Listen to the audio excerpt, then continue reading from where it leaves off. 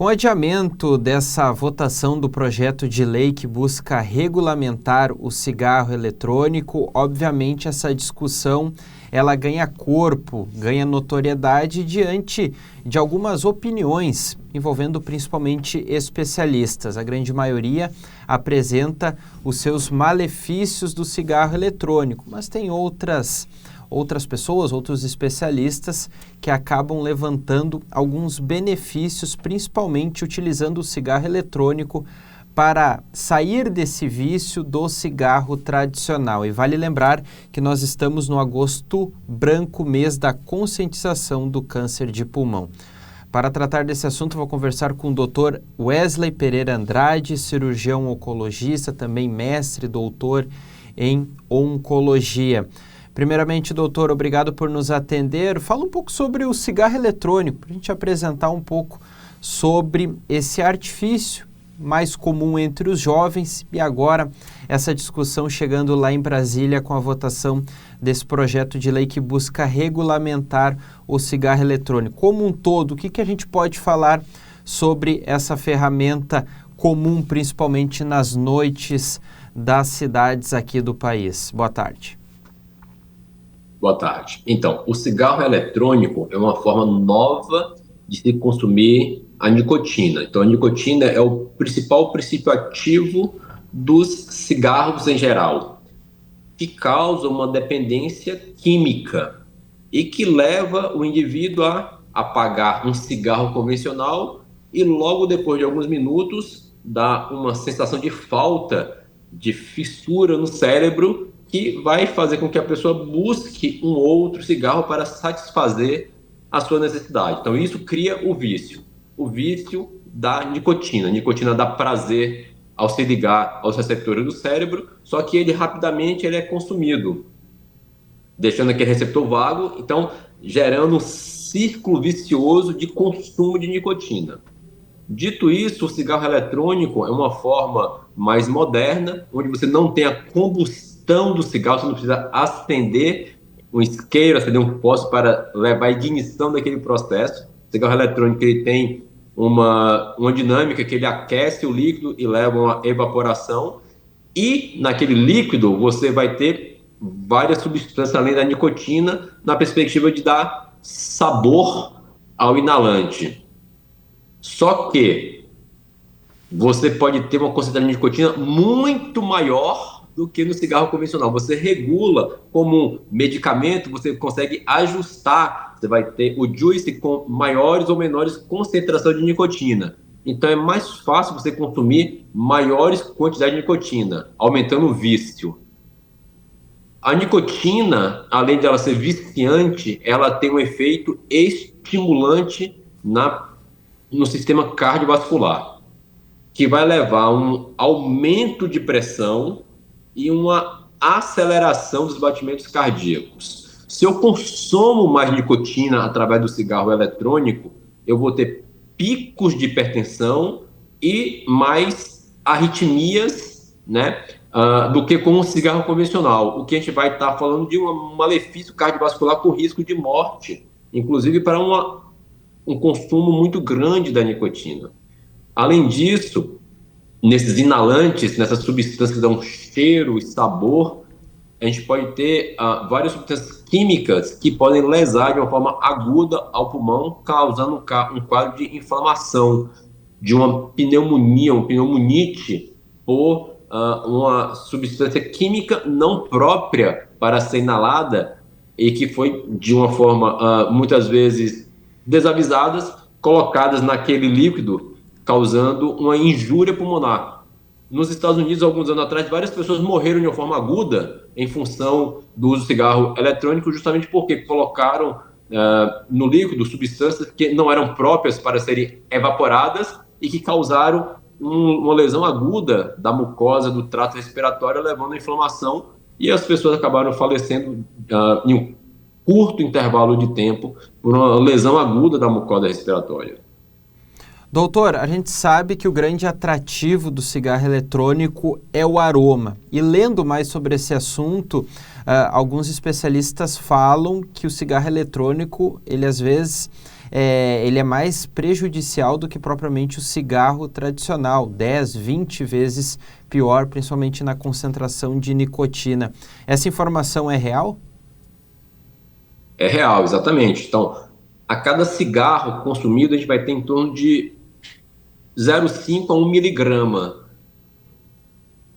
porque é regulada a fabricação dele. Como no juice do cigarro eletrônico eu consigo aumentar a dose de nicotina, então eu posso ter muito mais miligramas de nicotina por ml. Então, facilmente, em poucas baforadas do cigarro eletrônico, eu consumo o equivalente a um maço de cigarro. Então é mais fácil você consumir o equivalente a vários maços de cigarros convencionais ao longo de um dia, consumindo o cigarro eletrônico. E associado a isso, como eu falei, as substâncias que dão sabor a isso, que levam a certa atratividade, que enquanto no cigarro convencional você tem um cheiro ruim, que leva até uma segregação daquelas pessoas que fumam cigarro convencional. É ruim, o cheiro é ruim, o bafo é ruim, a roupa fica com um cheiro ruim. O outro já é o contrário, tem um cheiro bom, um cheiro agradável, que é um estratagema da indústria para seduzir adolescentes, né, para iniciar nessa prática que leva facilmente a um grande vício. A nicotina é uma das substâncias mais viciantes que tem, mais inclusive do que a heroína, do que o crack. A gente fala que do ponto de vista neuroquímico, ela é uma substância perfeita em dependência, porque ela chega rapidamente ao cérebro, dá uma sensação grande de prazer e rapidamente se desliga desse recibo no cérebro, necessitando de um rápido consumo. E como é um hábito socialmente aceito, então esse cigarro, ele convive no dia a dia das pessoas, as pessoas fumam no carro, fumam em casa, fumam em alguns locais de trabalho reservados para isso. Então, como o acesso é mais fácil, cria-se uma dependência muito grande, uma dependência, inclusive, comportamental. Doutor, eu comentei no início da entrevista que o jovem é o principal consumidor desse cigarro eletrônico, aparentemente, né? A gente visualizando diante desse cenário. Isso chega a ser preocupante, o jovem, tão novo, ainda com uma vida inteira pela frente, já dependente desse cigarro eletrônico? Sim, a gente fala que acaba que sendo um problema de saúde pediátrica e adolescente, porque o estímulo começa muito cedo a consumir esse tipo de cigarro. E você imagina isso, uma alta exposição, uma carga de nicotina que é grande, nessa faixa etária que o corpo está mais vulnerável a ter alterações em função que é uma fase de crescimento ainda das crianças e adolescentes, acaba limitando a parte cognitiva, inclusive numa fase de idade escolar. Vai levar a quadro de alteração cardíaca, hipertensão em adolescentes, adultos jovens. Então, entendo o malefício disso para a sociedade. Em um curto intervalo de tempo, nós vamos ter, certamente, muitas pessoas jovens morrendo em função dos malefícios cardiovasculares do tabagismo através do consumo de cigarro eletrônico.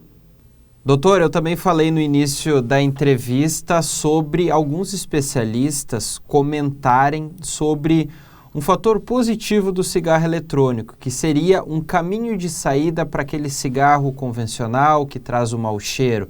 A pessoa continua no vício da nicotina, mas com essa substância, digamos que aos olhos e também ao olfato das pessoas de uma maneira mais agradável, de certa forma. Como o senhor enxerga esse tipo de opinião de especialistas que falam que o cigarro eletrônico seria uma das possibilidades da pessoa parar com o vício da nicotina, parar de fumar?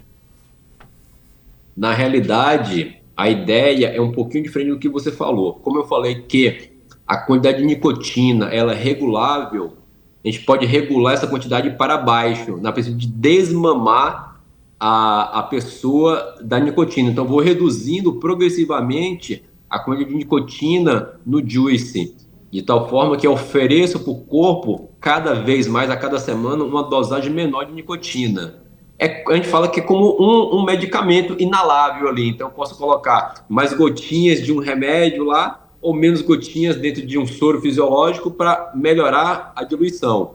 Então, isso é uma estratégia dentro de um sistema de saúde extremamente regulado, com o médico orientando o paciente, mas que na prática, se eu quero dar menos nicotina, eu posso dar nicotina através de outros dispositivos, como adesivo de nicotina, goma de mascar de nicotina.